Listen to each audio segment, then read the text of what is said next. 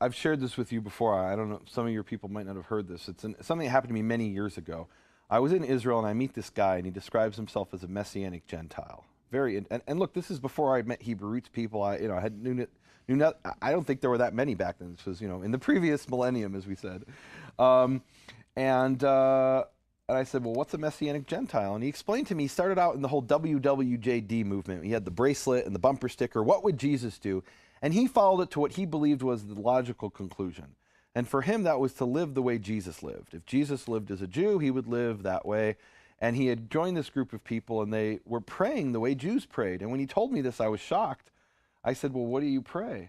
And he said, we pray the Amidah, the 18 benedictions. This was something I grew up praying 3 times a day in the rabbinical world. Mm-hmm. It's called the Shmona Esrei, the 18 blessings. And it's blessings like, Baruch atah Adonai mechayem, 18, blessed art thou Lord who raises the dead.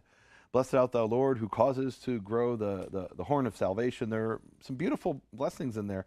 But what I knew that he didn't know is there was a 19th blessing that had been added in the year 90 AD.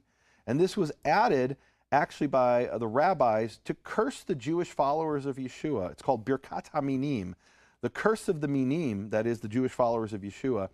And it was specifically added because these people were in the synagogues, these Jewish followers of Yeshua, and the rabbis wanted them out. And more importantly, the rabbis didn't want them leading services.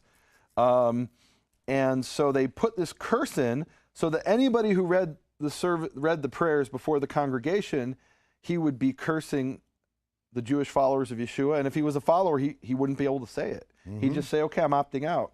I'll sit in the back and keep my mouth shut. So I meet this Messianic Gentile in Jerusalem, and he tells me that he's praying these prayers with his congregation. And I look and I see he has the Birkat HaMinim in there. And I realize he's cursing himself and his entire congregation every week. And Michael, I have to tell you, I'd spent many, many hours having these, conversations with this man about the Bible and the Tanakh, and I could see he loved the God of Israel as much as I loved the God of Israel, and he loved Scripture as much as I loved it. And it broke my heart to see and hear him find out that he was cursing himself and his entire congregation because he didn't understand. He thought in following modern Judaism, he was doing what Jesus would do. He was living the way Yeshua would live. And I realized how blessed I was, that this was no small thing, that I'd been given the opportunity to, people ask me, how do you learn Hebrew? I say, well, you get raised in a Jewish family and you go to kindergarten. I mean, that's how blessed I am. I had the opportunity to learn Hebrew in kindergarten and to study the Torah in first and second grade and learn all these things. And I realized I need to share that with people who want that information. If I see there's people out there like you or anybody else who says, I want to understand this ancient Hebrew stuff, I need to share that information with the people who want it. It's been given to me freely. I studied at the Hebrew University of Jerusalem, and the state of Israel paid for my education. And I feel like I need to share that with anybody who wants it. And that's what I'm about. It's not about converting you. It's not about changing you. It's about empowering people with information who want that information.